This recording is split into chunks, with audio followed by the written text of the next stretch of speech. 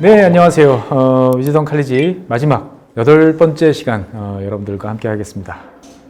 시간이 벌써 이렇게 가서 8번째 시간이다 생각하니까 아쉽네요. 아쉬운가요? 네. 어떻게 보면 8번 강의라는 것들을 처음에 말을 듣고 편하게 생각했어요, 처음에는. 그러다가 시간이 지나면서 점점 막 마음이 급해지더라고요. 왜냐면 이제 제가 지구본 연구소나 다른 곳에서 했던 이야기가 아닌 걸로 그리고 여러분들한테 뭔가 새로운 지식이 아닌 지혜를 전달해 달라 이런 요구사항이 구체화되니까 참 어렵다 라는 생각을 하면서 사실은 지난 7번 시간 강의 내내 어떻게 보면 강의를 하면서도 중간 계속 좌충우돌 해봤는지도 모르겠어요. 그래서 마지막 이제 8번째 시간이 되는데 이번 8번째 시간에는 어떻게 보면 첫 번째 시간과 더불어서 어떻게 보면 이제 우리가 뭘 어떻게 해야 될 것인가, 개별적인 지식이 아니고 우리가 뭘 어떻게 알고 우리가 세상을 바라볼 때 어떤 자세로 접근하는 게 좋을지, 그리고 그 속에는 어떤 것들이 있는지 한번 찾아보는 노력을 어떻게 하면 되는지 이런 이야기를 가지고 한번 해보겠습니다. 그래서 제목은 뭐 변화하는 세상의 지혜라고 했는데 참 이 위즈덤 칼리지 덕택에 지혜라는 단어를 정말 수십 년 만에 쓰는 것 같아요. 예전에는 어릴 때는 지혜로운 사람이 되라, 선생님들 막 학교 급훈 지혜로운 사람이 되자 뭐 이제 이런 것도 많이 있었는데 언제부턴가 잘 안 쓰는 단어가 지혜인데 새삼스럽게 한번 지혜라는 뜻에 대해서 한번 이야기를 해봅니다. 그래서 지혜를 어떻게 쌓을까, 지혜로운 사람이 되면 어떻게 좋을까라고 해서 사람들이 제일 쉽게 생각하는 게 여러분들처럼 똑똑한 사람들의 이야기를 들어보자. 그래서 이제 위즈덤 칼리지도 듣고 인터넷으로 이제 뭐 다보스 포럼 이런 많이들 가셨죠. 이 다보스 갔는데 한 2년 쉬다가 최근에 이제 다시 이제 하고 있습니다. 그래서 우리나라에서 기자분들 이제 가신 분도 계시고 기업 관계자분들 가시는데 다보스 한 2년 쉬어서 그런지 몰라도 이 다보스 포럼에서 나오는 이야기들을 쭉 듣다 보면 되게 우울하게 바라보신다. 라는 생각이 들어요. 세계가 되게 이상하게 덜컹거린다는 느낌으로 이야기들을 많이 하는데 저는 다행으로 생각을 해요. 내가 위즈덤 칼리지에서 이야기했던 거와 크게 결이 다르지 않다. 그래서 여러분들한테 틀린 정보를 전달해 드리고 있지는 않다라는 생각을 이제 하게 되는데 사실 다보스 포럼에 이제 아직 끝나지 않았으니까 이 녹화를 하는 상황에서는 아직 끝나지 않았으니까 현재까지 나온 이야기 보면 주로 이제 세계화가 끝났냐, 끝나지 않았냐 뭐 이런 이야기들을 이제 많이들 하세요. 그래서 파이낸셜 타임즈 같은 경우도 화면에 보이는 이런 그래프를 통해서 한편으로 보면 왼쪽에 있는 그래프처럼 세계는 뭔가 이제 정점을 지나지 않았냐, 개방도라는 점에서 봤을 때 보면 2008년 정도 9년 이후에 피크를 찍고 지금은 이제 하락하는 추세로 봤다 보면 분명히 떨어지는 것 같은데 전체적인 교역량 이런 것들을 보면 계속 인류 역사상 최대의 교역량, 무역량을 기록하면서 그래도 계속 긴밀하게 나가고 있는 거 아니냐. 그래서 잘 알 수 없지만 뭔가 과거 같진 않지만 그렇다고 확 위축되거나 이제 그런 상황은 아니다 정도의 논의로 계속 이야기를 하고 있는 것 같아요. 그래서 다보스 포럼에서 뭐 나와 있는 그 다음에 이제 그 여러 가지 최근의 발언들 이런 거와 관련돼서 나오는 이야기들을 보면 이제 세계화의 이제 글로벌라이제이션이라고 그러죠. 세계화, 반세계화, 뭐 아니면 이제 탈세계화라고 하는 단어들이 최근 들어서 엄청나게 많이 사용이 되고 있다. 그래서 언제부터냐? 이제 코로나 이제 이후부터 이제 지금까지 이렇게 폭발적으로 좀 증가를 하고 있다. 이렇게 이야기를 하고 있는 거죠. 그래서 사람들은 세계화에 대해서 되게 걱정을 많이 하고 있다. 그래서 제가 여러분들한테 말씀드린 것처럼 우리만 걱정하는 게 아니고 미국 사람들도, 영국 사람들도, 중국 분들도 다 걱정을 이제 하고 있다라고 이제 보시면 되겠습니다. 그러다 보니까 다들 불안해져요. 그래서 이제 사람들 이제 불안이라는 것들 이렇게 해보면 IMF에서 나온 이제 보고서에서 나온 그래프인데 왼편에 보이는 것처럼 코로나가 이제 극성이던 그 시점에 사람들은 내가 죽을지도 모른다 생각하니까 엄청난 이제 불안 요소를 갖췄는데 지금도 보면 상당히 이제 높아 있는 어떻게 보면 되게 불안한 시대를 우리가 살고 있다 정도로 이제 이해를 할 수가 있죠. 그러면 이제 불안한 시대에서 이제 걱정해야 될 게 뭐냐라는 것들을 이제 요즘에는 이렇게 세 단어로 정리를 하더라고요. 인플레이션에 대해서는 디카보나이제이션, 탈탄소하느라고 인플레이 압력이 높아지고 있다. 그 다음에 인구 구조가 이제 어떻게 보면 나이 드신 분들이 퇴직을 하시잖아요. 이제 베이비 붐 세대들이 막 가면서 노동력이 부족해지다 보니까 임금이 올라가서 인건비가 많아지는 이제 그 인구학적인 인플레이션. 그 다음에 마지막으로 이제 그 탈세계화 흐름으로 인한 공급망 이런 것들이 인플레이션을 높이고 있다. 이런 이야기들이 이제 최근에 다보스 포럼에서 이야기를 나옵니다. 위즈덤 칼리지에서 다 제가 말씀드렸던 그런 상황들입니다. 이렇게 잘난 척도 한번 해보는 타이밍이 있는데 전체적으로 보면 예상치 못한 일들이 정말 보이고 있어요. 애플이 중국을 떠나려고 한다. 대폭적으로 비중을 낮추려고 한다. 그래서 어디로 갈 거냐를 놓고 뭐 이런저런 이야기가 나온 그게 그래서 인도는 벌써 축제 분위기입니다. 애플이 인도로 온다. 뭐 이렇게 기정사실화하고 있는데 한국 사람들 느낌으로는 갈까? 안 갈 것 같은데 이런 생각도 사실은 듭니다만 어떻든 간에 애플이 이제 중국을 떠나서 다른 곳에서 생산을 대폭적으로 늘리려고 한다는 것 자체는 한 시대가 이제 또 저물고 있구나라는 것들을 이제 상징하는 것들이죠. 그러면 이제 우리는 과연 어떻게 해야 될까요? 지금 이제 이거는 사실 저작권에 문제가 될 수도 있습니다만 시사인에 있는 우리 굽시니스트 이제 제가 좋아하는 만화 작가 굽시니스트가 어떻게 보면 대한민국과 관련된 글로벌 스탠스를 이제 만화로 잘 표현했던 거죠. 냉전과 관련돼서 대한민국은 미국과 중국 사이에서 이 북한이라는 핑계를 집안 문제라고 이야기를 하면서 이 중국과 미국이 으르렁거릴 때 피해를 최소화하면서 갔다 왔던 거죠. 그래서 그 와중에 또 한편으로 보면 이제 중국한테 어마어마한 돈을 제일 많이 벌어오는 그러한 상태를 유지하기도 했던 거죠. 그래서 이제 이 큰 화면에 제일 큰 게 그런 거죠. 다들 한국에 대해서 착각을 하고 있는 거죠. 미국은 당연히 북한 때문에 우리와 같이 갈 거야. 중국은 또 북한이라는 카드를 통해서 한국을 언제든지 우리 마음대로 할 수 있어. 그 다음에 뭐 심지어 러시아 같은 경우도 뭐 문제 생기면 한국이 돈 내겠지 라고 이야기하는데 일본 같은 경우 보면 형제 사기단이다. 다 속으면 안 된다. 이렇게 이야기를 하고 있죠. 사실 어떻게 보면 우리는 이제 안보는 그동안에 이제 미국과 그다음에 경제는 중국과 이런 양쪽에 우리가 제일 좋아하는 걸 체리피킹 하면서 어떻게 보면은 이제 꿀 빠는 시대를 잘 보내왔던 거죠. 그 과정이 순탄치는 않았죠. 여러 가지로 트러블이 있고 싸우기도 하고 갈등도 있고 제재도 당하고 했지만 근본적으로 봤을 때 보면 어떻게 보면 우리는 지난 한 20, 30년 동안 매우 현명하게 잘 살아왔다라고 이제 볼 수 있는 거죠. 근데 이런 시대가 이제 가고 있는 것 같다. 그러면 이제 우리는 어떻게 해야 되나? 라는 이제 고민을 이제 이번 시간에 좀 해야 되는 거죠. 그래서 이렇게 세상이 뭔가 바뀌고 있다라고 생각하면 누구의 생각이 가장 중요할까? 이 누구라는 건 뭐 나라라고 보면 어느 나라의 생각이 가장 중요할까요? 미국. 결국은 어떻게 보면 세계화를 밀어붙였던 나라도 미국이고 이 세계화에 대해서 뭔가 브레이크를 걸고 다른 방향으로 끌고 나가려는 나라도 이제 미국이라는 거죠. 그래서 뭐 미국의 시대가 같다, 달러 패권의 시대가 같다 이런 이야기도 많이 하지만 여전히 미국이라는 나라는 혼자 힘으로 세계를 이렇게 저렇게 바꿔놓으려고 시도를 할 수 있고 그 영향을 미칠 수 있는 나라라는 면에서 봤을 때 미국이란 나라의 어떤 생각을 잘 아는 것은 사실 매우 중요한 일이에요. 근데 의외로 우리는 거기에 대해서 잘 모릅니다.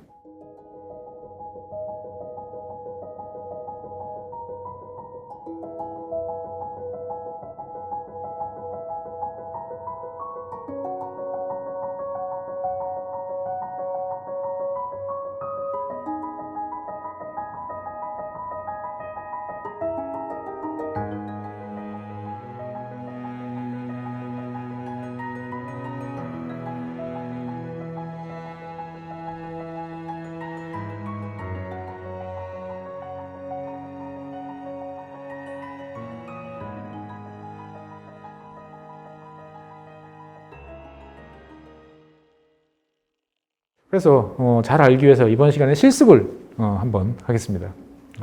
앞에 다 나눠드렸죠? 예, 나눠드린 건 뭐냐면 이번에 그 윤석열 대통령이랑 바이든 대통령이 이제 한미 정상회담 며칠 전에 했었죠. 그때 나왔던 이제 공동 성명입니다. 읽어보셨나요?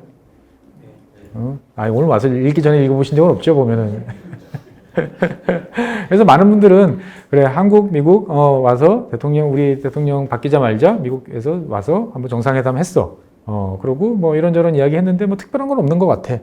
뭐 북한 이야기 별로 많이 안 했던 것 같고 은근히 뭐 바이든 대통령이랑 윤석열 대통령이랑 합의 잘 맞나? 미국에 투자 많이 했네 우리. 뭐 이런 정도로 이제 기억을 하고 넘어가신 걸 대부분일 거예요. 사실은 뭐 그렇게 그 정도만 관심 가져도 이게 충분한데 그래도 위즈덤 칼리지에 수강 신청을 하셔가지고 이걸 듣고 계신 분 입장에서 보면 조금 더 한번 나가보면 좋지 않을까 싶어서 오늘의 이 실습 과제는 이제 한미 정상회담 공동 성명서입니다. 공동 성명서를 제가 나눠드릴 테니까 한번 쭉 읽어보시고 여러분들 방송 들으시는 분들도 한번 다음으로 넘어가기 전에 한번 쭉 일단 읽어보신 다음에 강의를 들으시면 훨씬 더 이해가 잘 되실 것 같아요. 그래서 우리가 보통 외교나 이런 문서들, 정부에서 공식적으로 나오는 문서들을 꼼꼼하게 읽어보시는 경험이 있나요? 꼭 외교가 아니더라도. 뭐 이를테면 부동산 관련했다. 그러면 정부에서 보도자료 나오죠. 뭐 한 15페이지, 20페이지짜리 나오는 거. 읽어보시나요? 안 읽어보시죠. 사실은 거기에 핵심이 다 있어요. 가장 중요한 이야기, 그 다음에 거기에 나와 있는 정보는 틀린 정보가 아니니까 믿을 수 있는 거, 그 다음에 그것들을 과거서부터 쭉 출력해서 아니면 화면으로 거슬러 올라가서 읽어보면 이게 어떻게 바뀌었는지, 이 이야기는 저번에 안 나왔던 이야기인데 왜 나왔지? 이 이야기는 또 나오네. 근데 입장이 좀 바뀌었다. 이런 것들을 쭉 알면 어떻게 보면은 큰 힘을 가지고 있는, 큰 의도를 가지고 있는 사람이 어떤 행동을 하려는지를 이제 알 수가 있는 거죠. 우리가 행간을 읽는다 그러죠.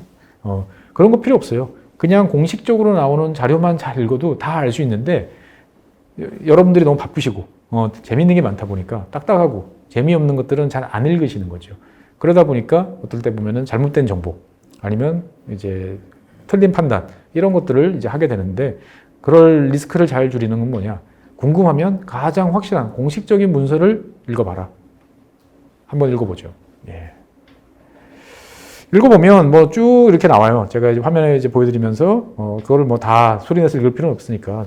한미 정상회담 이런 문서 보면 약간 좀 어색한 한국어라는 느낌이 좀 많이 드실 거예요. 왜냐하면 이런 정상회담에 포함되는 이제 여러 문구들이나 이런 것들은 정상회담 할 때 결정된 게 아니고 다 그 전에 이미 논의가 되는데 기본이 영어죠. 기본이 인잉글리시로 만들어 놓고 이거를 이제 최종적으로 정리하는 과정에서 한국어로 옮기다 보니까 약간 좀 어색한 면들이 있는데 이 공동성명을 통해서 여러분들이 캐치해야 될 것들은 이 단어가 여기 왜 포함되어 있지? 이 이야기는 도대체 무슨 뜻일까? 이런 것들에 대해서 한 번씩 호기심을 가져봐 달라라고 제가 말씀을 드리고 싶은 겁니다. 그래서 제가 이 처음에서부터 이렇게 쭉 가다 보면 첫 번째 단락에서 보면 눈에 띄는 게 평화와 번영의 핵심축인 한미동맹은 민주주의, 경제, 기술 분야에서 이렇게 뭐 쭉 나와요. 그러면 뭐 민주주의는 너무 당연한 이야기인데 갑자기 나오고 경제는 뭐 그렇다 치는데 기술은 도대체 뭐냐? 정상회담 하면 우리가 외교 이야기를 하는데 왜 갑자기 기술 이야기 나오지? 그래서 그 다음에 보면 이제 기술에 관한 이야기가 나와요. 양 정상은 핵심 신흥 기술과 사이버 안보 협력을 심화하고 확대하는 것을 약속하였다. 그래. 기술 또 나오죠. 핵심 기술은 알겠어요. 근데 도대체 신흥 기술은 도대체 뭐냐? 그 다음에 민주주의 원칙과 보편적 가치에 맞게 기술을 개발, 사용, 발전시킬 약속했다.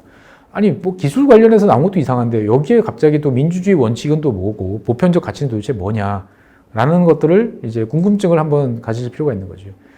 기술을 핵심 기술, 신흥 기술은 도대체 뭘까요? 신흥 기술. 우리가 신흥이라는 단어를 제일 잘 듣는 건 투자하시는 분들 잘 알죠. 신흥국 영어로 하면 뭐죠? 신흥시장, 이머징 마켓. 그렇죠. 그러니까 뭐냐면은 이 신규 기술, 새로운 기술을 이제 신흥 기술이라고 표현을 합니다. 최근 들어서 미국도 트럼프 행정부에서 바이든 행정부로 바뀌었죠. 바뀌었는데 정권이 바뀐 지 전혀 실감이 안 나는 분야가 뭐냐면은 기술 통제 및 규제 분야예요. 미국은 이제 트럼프 행정부 시절부터 이 자기 자국의 기술을 이제 해외로 유출되지 않도록 기술을 보호할 수 있도록 여러 가지 규정들을 꼼꼼하게 고치는 작업들을 계속 해봤어요. 그래서 지금 나와 있는 것처럼 뭐 여러 가지 수출관리법, 수출관리 규정, 국제무기거래 규정 해가지고 그전처럼 다른 나라들이 쉽게 핵심 기술에 접근해서 이거를 가져가는 것들을 막아요. 내가 돈 주고 사가는 것도 안 된다. 심사를 받아라. 라고 하는 거죠. 실제로 2017년에 이제 미국 그 대통령 직속에 이제 과학기술자문위원회라고 있는데 여기서 이제 보고서를 냅니다. 보고서를 내서 뭐냐? 보고서 제목이 딱 세미컨덕터 나오잖아요. 반도체에 대해서 미국이 장기적인 리더십을 어떻게 확보할 수 있을 것인지에 대해서 보고서를 낸 거예요. 이걸 딱 보니까 타깃이 중국이에요. 중국이 반도체 굴기 선언을 했잖아요, 그때. 그래서 어마어마하게 돈을 퍼붓고 있는데 여기서마저도 중국이 이제 성공을 하게 되면 미국이 그동안에 우위로 갖고 있던 사항은 다 무너진다. 그래서 이때부터 미국은 깜짝 놀란 거죠. 이 정도 상황이었냐. 그래서 챙겨보니까 경쟁력 있는 국내 산업이 안보 그리고 경제적인 혁신에 있어서 매우 중요한데 우리가 너무 다 놓고 있었다. 라고 그래가지고 그럼 어떻게 하느냐. 일단 눈에 보이는 놈부터 때려잡아. 그래가지고 2018년부터 화웨이를 이제 타겟으로 해가지고 때려잡기 시작을 하는 거죠. 되게 거칠잖아요. 막 어떻게 저렇게 하지? 싶은데 미국 입장에서 봤을 때는 화들짝 놀란 거죠. 더 이상 놔두면 안 되겠다. 라고 생각했던 거죠. 그래서 미국 같은 경우는 기술 통제를 어마어마하게 이제 강화를 시키고 있는데 여기에서 등장하는 단어가 이 신흥 기술이에요. 이머징 테크놀로지. 제가 빨간색으로 표시했죠. 그러니까 뭐냐면 우리가 이미 다 알고 있어요. 뭐 이를테면 삼성이 반도체 만들 때 사용하는 기술이에요. 이런 기술들은 다 알려진 기술이고 중요한 기술이고 핵심 기술이고 다 보호 대상이에요. 근데 그게 아니고 아직까지는 실험실 차원 아니면 이게 될까 말까 하는 애매한 기술들이 있단 말이죠. 저거 잘 되면 대박인데 근데 잘 될지 모르겠다 하는 기술들. 사실 이런 기술들은 기술이 검증이 안 됐기 때문에 그 기술을 누가 사가든지 뭐 아니면 같이 해가지고 내가 옆에서 가져가든지 했을 때 대해서 국가가 나서서 할 권한이 별로 없었어요. 왜냐면은 그거는 경제적으로 봤을 때 아직 가치가 입증되지 않은 애매한 그런 거기 때문에 회색지대에 남아 있었던 거죠. 근데 2018년부터 미국이 수출 동제 개혁법이라는 거를 개정을 해가지고 여러 기술에 대해서 신흥 기술을 지정할 수 있어요. 아직 싹수가 괜찮은 떡잎이 괜찮은 놈들을 지정을 해가지고 아직은 실험실 차원에서 될지 안 될지 모르는 기술이지만 이거에 대해서도 외국인들이 접근하는 것을 막고 있어요. 그래서 아까 화면에 보이는 것처럼 여기서 나오는 신흥 기술이 마찬가지죠. 그건 거예요. 한국과 미국이 어떻게 보면은 이런 신흥 기술에 대해서 보안, 통제 이런 것들에 대해서 같이 발을 맞춰서 가겠다라고 하는 거죠. 즉 미국이 내세우고 있는 이러한 시스템, 이러한 체계에 대해서 한국도 같이 갈 거다라고 약속을 이제 했다라고 보면 되는 거죠, 보면은. 그래서 실제로 미국 같은 경우는 이제 산업안보국이라고 해서 이름이 좀 무시무시하죠. 이제 BIS라고 있는데 여기서 이제 외국 기업들이 기술 도입 계약이나 이런 걸 할 때 스크리닝을 합니다. 검토를 해요. 그래가지고 넌 안 돼. 너는 국가안보 차원에서 너한테 기술 넘어가면 안 돼. 라고 그래가지고 거래를 못하게 막아요. 그리고 실제로 지금 한 150곳 이상을 이제 접근하지 못하도록 명시를 해놓은 이제 이런 상태라는 거죠. 즉 우리가 기술 개발 열심히 하면 된다 생각했는데 이제는 그게 아니고 이러한 기술이 이제 어떻게 되는지 이 기술에 대해서 미국이 어떻게 생각하는지도 파악해가면서 대응을 할 필요가 있다는 거죠. 그럼 어떤 기술이냐? 뒤에 다시 말씀드리겠지만 주로 반도체, AI, 통신, 바이오 이런 쪽이에요. 그래서 당장 바로 뒤에 나오죠. 밑줄 친 거죠. 미국이 그러면 중요한 게 뭐냐? 비교 우위가 있다고 생각하는 거. 첨단 반도체. 그 다음에 친환경 전기차용 배터리, 2차 전지죠. 그 다음에 인공지능, AI. 그 다음에 양자기술. 정상회담에 양자기술 나온다는 게 되게 황당하게 보이는데 계속 나와요. 바이오 기술. 그 다음에 바이오 제조. 바이오 제조 같은 경우는 이제 실제로 그거를 이제 의약품으로 만들어내는 이런 거죠. 그 다음에 자율 로봇 산업이죠. 어떻게 보면 우리가 여기 요즘에 투자하시는 분들이 이제 성장주라고 보통 보는 게 여기 다 몰려 있는 거죠. 지금 이 한미 정상 이 공동 성명에 나와 있는 이 기술은 미국이 무슨 수를 써서라도 본인들이 이제 비교 우위를 지키려고 노력하는 그 핵심인 거죠. 그래서 본인들뿐만 아니고 여기와 관련돼 있는 동맹국들의 기술까지 다 챙기고 같이 함께 가자라고 이야기를 하는 거죠. 누구 때문에? 중국 때문에.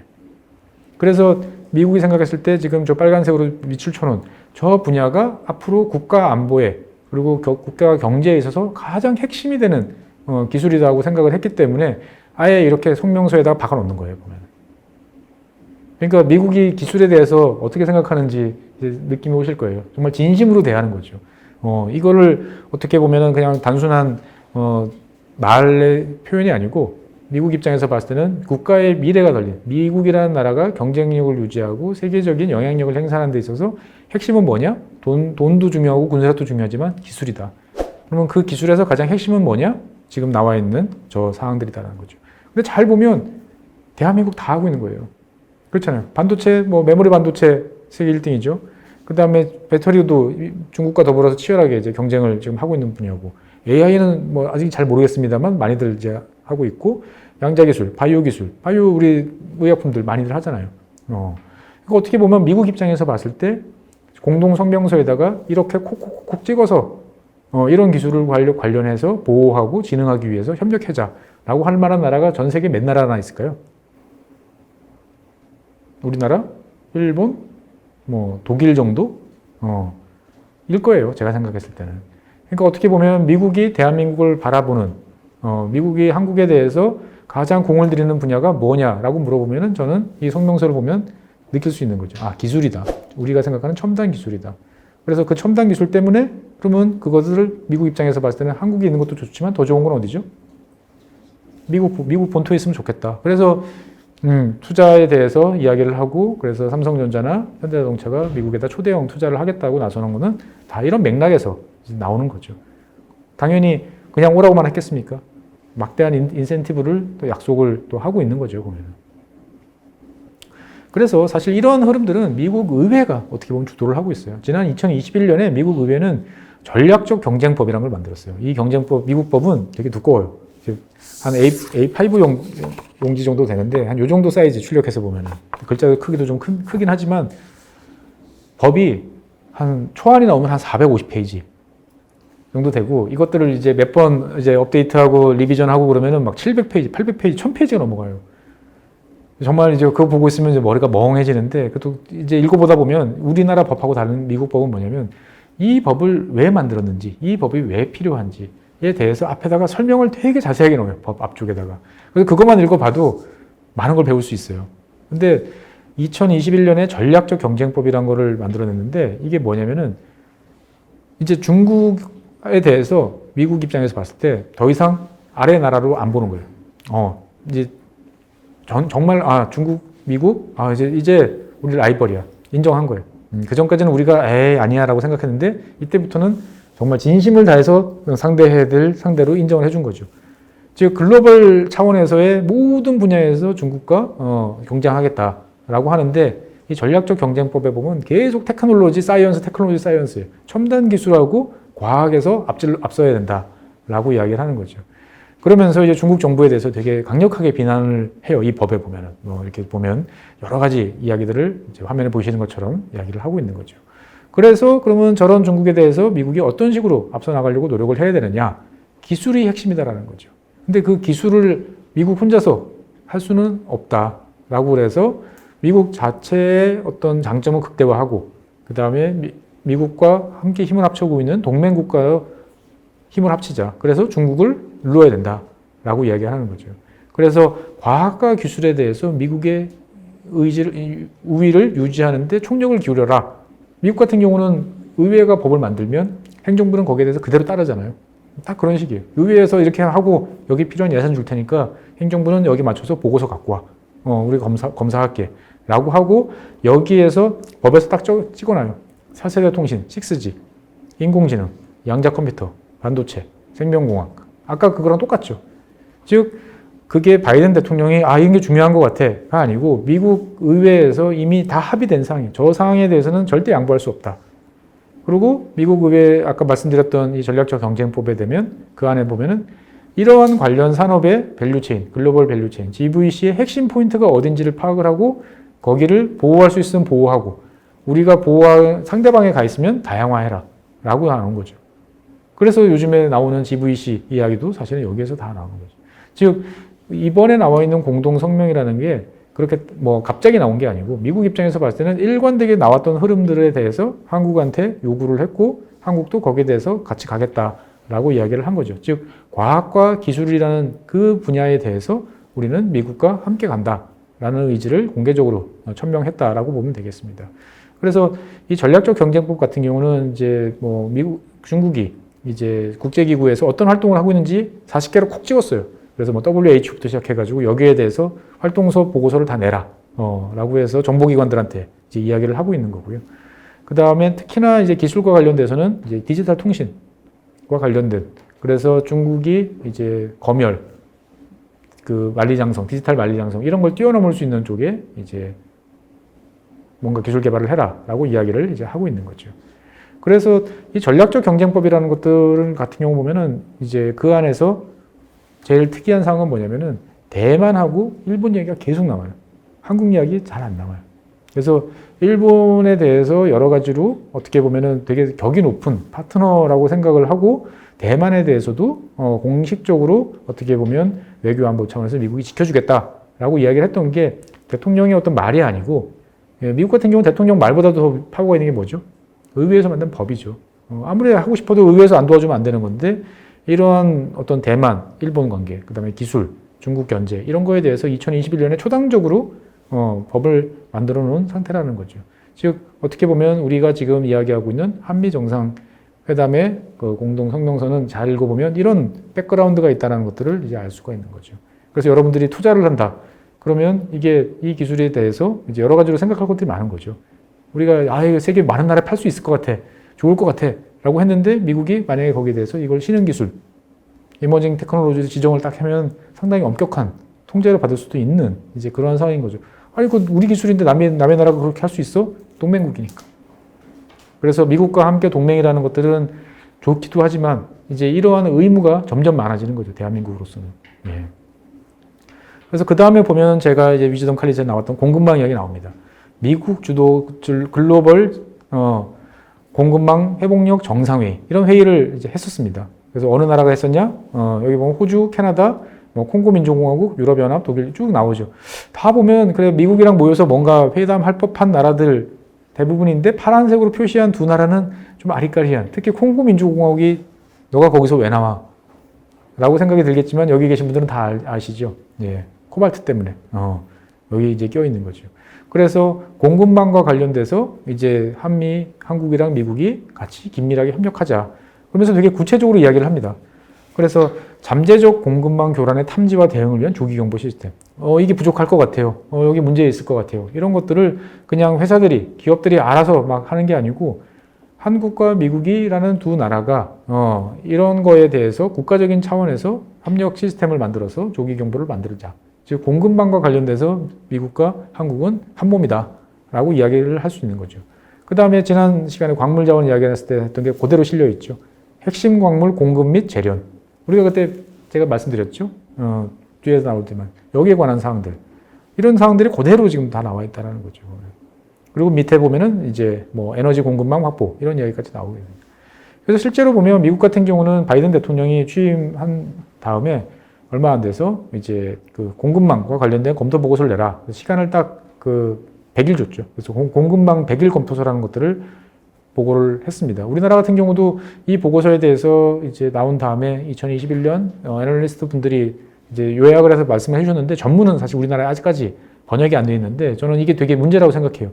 우리한테 사활적 이익이 달린 핵심적인 보고서 나왔으면 국가적으로 이거를 누군가 뭐 어느 기관에서 번역을 해가지고 다 알 수 있도록 해야 되는데 다들 안 하는 거죠.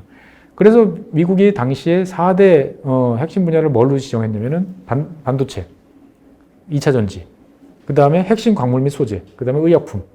여기에 대해서 공급망을 전 세계적으로 어떤 상황이 있는지 한번 더 체크를 해보고 미국은 뭐 해야 되는지에 대해서 해보라는 거죠. 그래서 미국이 이 4가지 분야에 대해서 열심히 정보기관, 국가기관들이 동원이 돼서 보고서를 써냈습니다.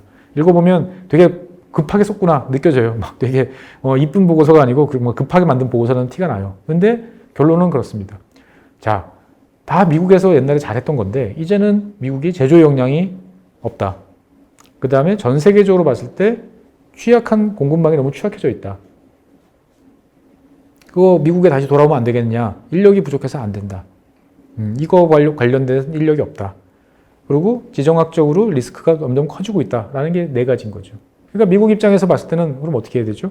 자, 공급망 같은 경우는 챙겨야 될 것 같고 그 다음에 자국 미국 내로 돌아오면 제일 좋은데 인력이 없어서 안 된대. 그러면 인력을 키울 때까지 어떻게 키워야 되지? 그냥 공부만 시키면 되나?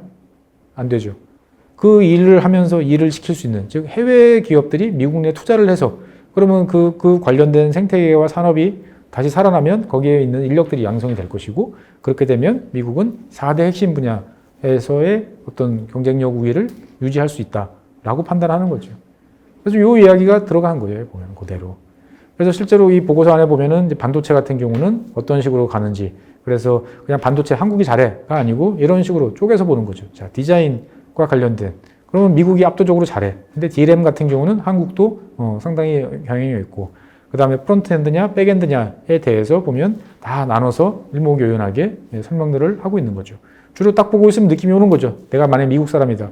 내가 미국 의회 의원이다. 라고 보면, 야, 이거 전부 한국, 일본, 한국, 대만 다 하네. 일본 조금 있고, 미국은 도대체 뭐 하는 거냐? 라는 생각이 드는 거죠. 그래서 미국이 잘하는 거는, 핵심적인 특허. 그 다음에 뭐, 이제 장비. 이런 거에 대해서는 미국의 우위가 있는 거죠. 사실은 뭐, 돈 버는 면에서만 봤을 때 보면, 제일 핵심적인 독점 영역은 미국이 여전히 강하게 쥐고 있는 거죠. 그런데 미국 입장에서 봤을 때는 그게 아니고, 이제 이것들을 내 동맹국 체계 안에서 유지를 해야만 우리의 경쟁력이 유지될 수 있다라고 이제 보는 거죠. 더 이상 시장에 맡겨놓지 않겠다라는 의미로 이제 보는 거예요. 그래서 이건 뭐 지난 시간에 말씀드렸지만, 이게 이런 이제 IEA 같은 이런 보고서가 나왔을 때는 다 백그라운드가 있는 거라는 거죠. 즉, 미국에서 챙겨보겠다라는 시그널을 계속 보냈던 거고, 거기에서 IEA가 했던 이제 이런 이야기인 거죠. 즉, 위즈덤 칼리지에서 나왔던 내용들이 그대로 보면 다 거기에 한미 정상회담 선언문에 나와 있다라고 보시면 되겠어요. 콘텐츠도 사실 저는 지구본 연구소를 다 반복해서 본 걸로 지금 100번 넘을 것 같은데, 감사합니다. 그것과 전혀 다른 예. 얘기들을 많이 해주셔서 예. 정말 고생 많으셨겠다라는 생각을 예. 하게 됐고요. 네, 감사합니다. 저는 솔직히 좀 이렇게 편한 마음으로 예. 좀 이렇게 배워간다 그런 생각으로 시청을 하면서 이렇게 강의를 듣다 보니까 예. 너무 많은 생각을 하게 되면서 평소에 생각하지 않았던 그런 거를 생각하게 되니까 좀 어떻게 대답은 잘 못하겠지만 좀 고민을 좀 많이 하는 그런 시간이 제가 많이 불편하게 이제 해드렸나요, 보면? 아니 그건 아니고 뭐 위즈덤 칼리지가 사실은 그런 것 같아요. 제가 생각했을 때 생각할 거리, 저런 것도 생각해봐야 되는구나, 저런 게 있었구나 라는 정도 인식을 가지시면 어떻게 보면은 아까 처음에 말씀드렸던 지혜로운 사람이 되는 그 첫 발을 내딛는 게 아닌가 생각이 되니까 다른 분 그렇게 생각하지 마시고요. 예, 다 모릅니다. 모르고 해가면서 아는 거니까요. 예, 어떻든 간에 저는 자원해 주셨다는 것 자체가, 그리고 여기 오신 분 아닌 분들도, 선발되지 않으신 분들도 많이 계시지만 다들 정말 고맙고 감사하다는 마음 있습니다. 좋은 강의 감사드립니다. 감사합니다. 네. 평상시 뭐 이런 다른 유튜브도 보면서 많이 하는데, 저희 뭐 이렇게 평상시 생각해 보지 못했던 주제들 가지고 해서 참 좋은 기회였던 것 같고요. 그러니까 이 기회를 바탕으로 어떻게 보면 저희들이 어떻게 보면 이제 3%라는 그거를 통해서 위즈덤 칼리지를 알게 됐고, 어쨌든 투자나 아니면 뭔가 재테크를 위한 공통적인 목적을 가지고 이제 그 시작을 한 거잖아요. 네. 박사님 말씀하신 걸로 어떻게 보면 저희는 또 투자 포인트도 얻을 수 있는 그렇죠. 기회가 됐던 것 같고, 좀 더 앞으로는 좀 더 큰 그림으로 더 공부를 해야겠다. 이제 글로벌 투자자로서 이제 자리를 이제 확실히 매김하시는 겁니다. 건강히 감사드립니다. 예, 한 달 동안 감사했습니다. 예. 피상적으로만 알고 있던 어떤 단락단락의 지식들이 좀 연결되는 걸 좀 많이 느꼈고, 좀 많이 생각하지 못했던 포인트도 좀 찝어주신 것 같아서 개인적으로 재밌었고, 그리고 다른 분들이 질문해 주실 때 저렇게 생각하시는 부분도 있구나, 제가 굉장히 어떻게 보면 제가 그동안 쌓아왔던 지식의 방향성이 좀 편협하지 않았나 라는 것도 좀 다른 분들 같이 이 강의를 들으면서 많이 느꼈었습니다. 좀 더 이렇게 많은 분들 편하게 더 이야기를 많이 듣고 했어야 되는데, 사실은 저도 어떻게 보면 전달해드리고 싶은 이야기도 많고, 시간은 제한되어 있고 하다 보니까 어떻게 보면 그런 면에서 봤을 때는 제가 처음이다 보니까 노하우가 좀 부족했던 것 같아요. 그래서 다음번에 혹시라도 기회가 생기면 그때는 좀 더 많은 이야기를 서로가 나눌 수 있는 그런 플랫폼을 어떻게 구성을 해서 진행을 하면 참 좋겠다라는 생각이 좀 드네요. 감사합니다. 저는 제가 세상을 바라볼 때 좋다고 생각했던 것들이 정말 좋은 것인가? 라는 거에 대한 의심을 가지게 해준 시간이어서 정말 좋은 강의였습니다. 감사합니다. 잘 들었습니다. 정말 한 번 좀 특히 이제 학창 시절 지난 다음에 무슨 생각을 해본다는 게 사실 쉽지 않아요. 그리고 일상이 또 바빠지면 더 힘들고. 근데 어떻게 보면 이제 이런 기회, 나랑 1도 관련이 없는 정말 세상 일들을 훑어보면 어느 순간 나랑 관련이 있는 것들도 찾는 또 그런 게 있다 보니까 앞으로 뭐 위즈덤 칼리지 그리고 지구본 연구소에서도 계속 도움이 될 수 있도록 노력하겠습니다. 저도. 일단 너무 아쉽고요. 반장님. 가상적으로는 더 하시는 분이 좋겠다. 아, 죽어요, 죽어. 너무 좋은 시간이었습니다. 일단 어떤 문제를 이제 바라볼 때 솔루션을 찾을 때 이제 여러 사고 과정들이 있는데 박사님 이제 강의를 듣다 보면 이제 이 문제를 어떻게 바라볼 것인가 그리고 앞으로 어떻게 될 것인가 나는 뭘 해야 될 것인가 이런 부분들로 사고를 정리해가는 방법들을 배울 수 있어서 좋았고요. 네. 그리고 이게 항상 질문을 잘해야 좋은 답을 찾을 수가 있는데 그 질문하는 방법에 대해서도 많은 힌트를 얻은 것 같습니다. 다음번에는 이 위즈덤 칼리지에서 꼭 그 질문 특강을 한번 만들어 달라고 부탁을 해야 될 것 같아요. 그래서 우리 질문 제일 잘하는 이진우 프로님을 모셔서 질문이란 이렇게 하는 거다 라는 것들을 한번 좀 하는 것도 사실 저도 어떻게 보면은 3프로님 그 중에서도 이제 2프로님하고 라디오 그다음에 유튜브 하면서 되게 많이 배웠어요. 그래서 저 같은 경우는 라디오에서도 이제 방송을 할 때 제가 원고를 다 쓰는데 자꾸 빙의가 돼요. 이런 질문 하겠지? 그래서 가서 써보면 대본대로 진행이 되면 그날은 빙의가 제대로 된 거예요. 근데 질문이 훅 치고 들어오면 이거 내가 생각을 잘못했구나 라는 것들을 했는데 정말 좋은 말씀이신 것 같아요. 어떻게 보면 위즈덤이라는 지혜라는 거의 핵심은 물을 줄 알아야 되는데 그래서 언제 한번은 꼭 특강 코너를 한번 만들어서라도 질문하는 법. 한번 특전으로 예. 이진우 프로님의 예. 질문 특강 한번 질문 특강 한번 뭐 원타임 정도로 제공해 볼게요. 예, 그 정도면 좋을 것 같습니다. 여러 가지 불편하실 텐데 그래도 예. 네, 저는 감사했습니다. 네, 많은 걸 배울 수 있어서 네, 처음에 선정될 줄은 진짜로 몰랐었거든요. 질문 2개만 답했을 뿐. 예, 아니 근데 어떻게 보면 들으시면서 마음이 되게 불편하실 수도 있다라는 생각도 좀 많이 했어요. 그러니까 어떻게 보면 이게 또 다 같이 옆 나라에 있는 사람들끼리 모여서 같이 살다 보면 여러 개 잘 안다 생각하지만 또 잘 모르는 그 다음에 또 서로 생각이 얼마나 다른지 또 이런 것들도 한번 서로 지켜보는 그래서 조금 더 다음번에는 기회가 되면 좀 더 글로벌한 관점에서 그분들의 목소리도 같이 듣고 한번 이야기 사실은 이거야말로 어떻게 보면 제가 지구본 연구소를 되게 게으르게 진행을 하고 있어서 못하고 있는 게 아닌가라는 생각도 드는 거죠. 동남아 편에서는 현지인 한국에 와 계신 분들 모셔서 이야기도 좀 해야 되나 그런 생각도 드는데 어떻든 간에 정말 용기 내주셔서 지원해 주신 것도 되게 감사했고요. 그래서 저도 이야기하면서 여러 가지 생각을 또 많이 하게 해주셨어요. 존재 자체로 정말 감사드린다는 말씀 꼭 드리고 싶습니다. 제가 감사드리죠. 다 이제 한 마디씩 다 하셨죠. 그래서 어떻게 하다 보니까 까마득해 보이던 8번이 다 끝났습니다. 저로서는 정말 까마득해 보이고 사실은 되게 원망도 많이 했어요. 왜 저를 1번 타자로 세웠냐라는 투덜거림도 되게 많이 했는데 그래도 여기 와주신 분들 그 다음에 화면에는 안 보이지만 이 촬영하기 위해서 되게 도와주고 노력해주고 고생해 주시는 많은 분들 덕택에 그래도 어떻게 보면 100%는 아니지만 그래도 어느 정도 만족스러운 결과를 만들어내고 있는 것 같습니다. 그래서 이게 끝이 아니고 위즈덤 칼리지는 뭐 저뿐만 아니고 많은 분들이 계시고 더 좋은 분들이 아마 앞으로 많이 참가하셔서 좋은 어떻게 보면 대한민국을 대표하는 교양 강좌로 성장할 수 있을 것 같다는 생각이 좀 들었어요. 그래서 여러분들께서도 조금 더 시청해 주신 분들도 적극성을 보여주시고 많이 물어봐 주시고 적극적인 의견 개진 본인의 생각을 정리하는 이런 것들을 반복을 하시면 보다 지혜로운 그리고 현명한 사람이 되지 않을까 싶습니다. 8시간 동안 같이 해주신 여러분들 대단히 감사합니다. 고맙습니다.